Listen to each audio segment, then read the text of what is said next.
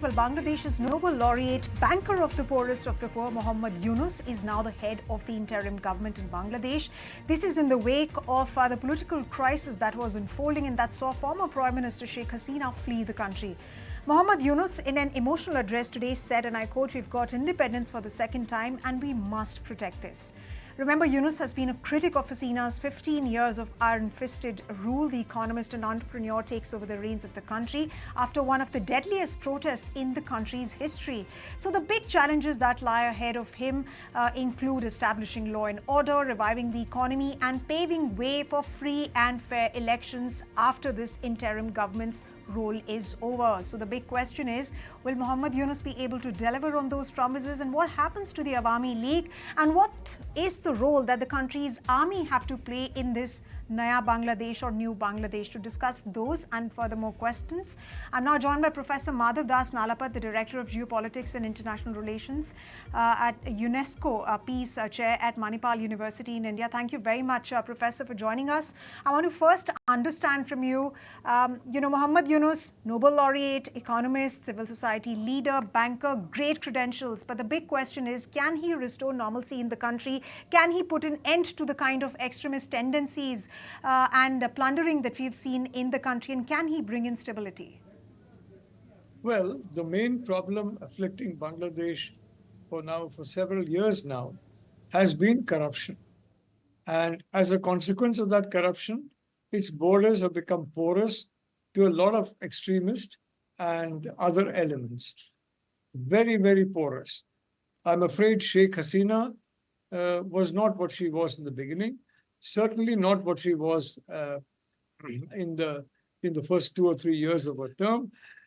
Absolute, power corrupts absolutely, and I think that is what has happened to Sheikh Hasina, with the result that she allowed China, Pakistan, and other players who were basically completely hostile to her to operate with freedom in Bangladesh. And they made their money through smuggling. They made their money through gold smuggling, for example, into the country. And you have seen the consequences.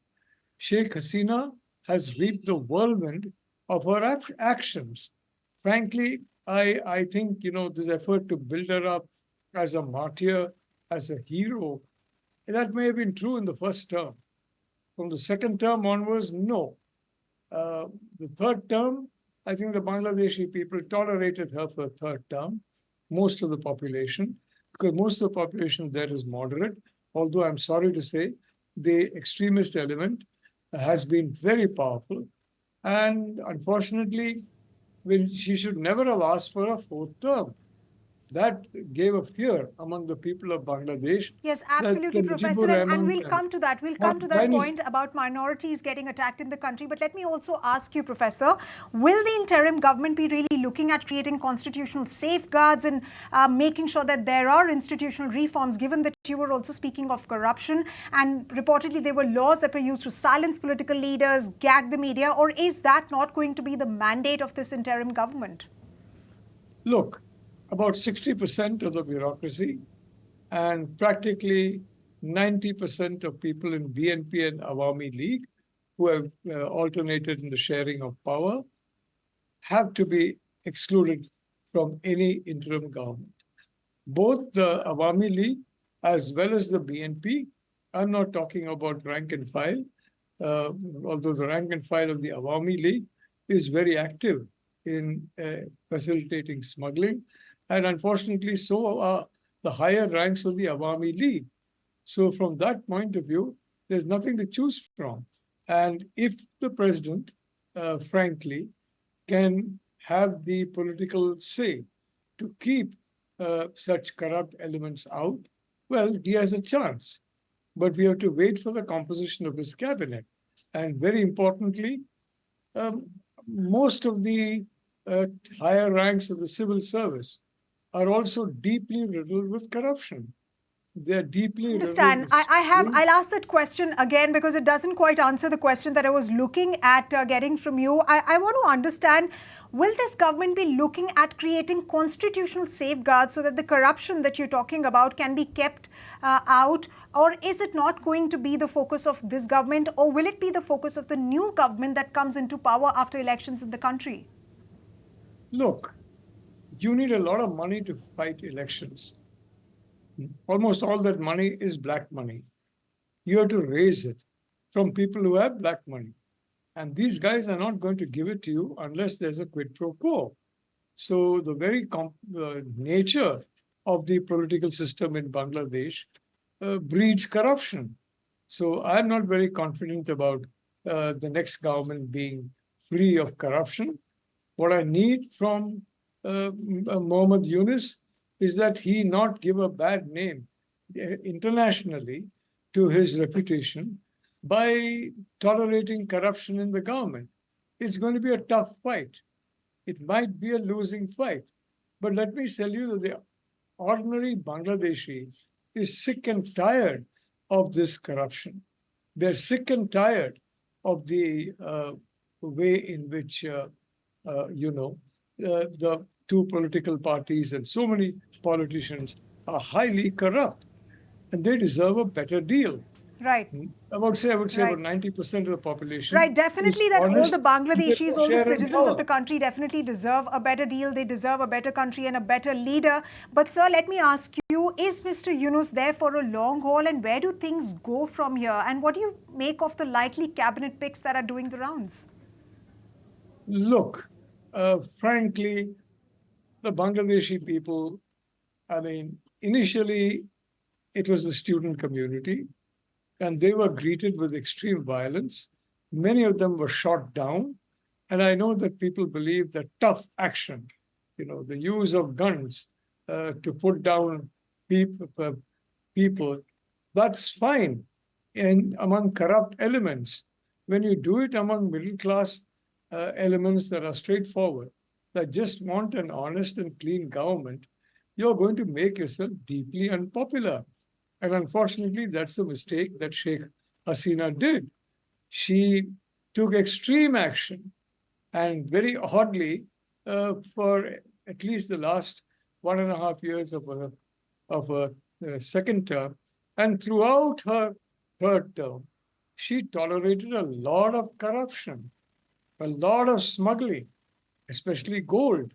She tolerated a whole lot of activities that, frankly, destroy a democracy. And that's why the people revolted. Right, sir. Right, sir. Let me Yunus. now come to the point that you were talking about earlier, and that is about the state of minorities, particularly Hindus in the country. What does Muhammad Yunus's appointment mean for minorities in the country? Because in an interview just 2 days back to Times Now, he said, and I quote, "Young people are busy on the streets and they're not burning temples," although he's spoken about restoring democracy. But how do you think that the government is going to be, this interim government is going to be in stamping out this reported fanaticism? Look, I agree with Muhammad Yunus. The average Bangladeshi is not interested in killing minorities, but unfortunately, the fringe is. And that fringe has got tons of money, thanks to smuggling and other corrupt activities. It's got support from China. Unfortunately, the United States, with its usual myopia, where South Asia is concerned, especially State Department, they have also looked at the other way. Look at what you're seeing in cities across Bangladesh. Minorities being strung up upside down. They're being, frankly, they've been strung up upside down, and they've been hanged. When they're strung up, they're essentially hanged, and all this is gruesome activities have taken place in countries like Afghanistan. Bangladesh is on track to become another Afghanistan, I'm sorry to say. And unless Muhammad Yunus can stamp it out, well, he is going to face popular revolt very soon. I don't think he has the political, frankly, the political capital or the political support or the administrative support to really stamp out corruption.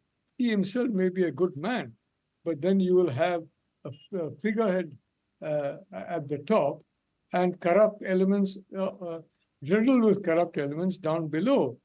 And so far, there's been no house cleaning, at least making an example of a few such elements. And so, and that is you. going to be one of his core responsibilities to sort of weed out corruption and, of course, all the religious fanaticism and plundering that we've been seeing. But let me ask you one final question. Given that we're completely out of time, how much of a role will the army play in the interim government formation? Do you think that the army will not try to take away power in the end? What is it really looking like to you? Look, don't tell me that the Bangladeshi army is Simon Pure. It's not. They have vested interest in smuggling. They have vested interest in gold, for example. They have vested interest in illegals coming across the border, such as Rohingya, who have been devastating Bangladesh. Rohingya are really not part of Bangladesh. And one of the big mistakes that Sheikh Hasina did was to basically take in a whole lot of Rohingya. Europe has made the same mistake, except for Britain, of taking in a lot of individuals.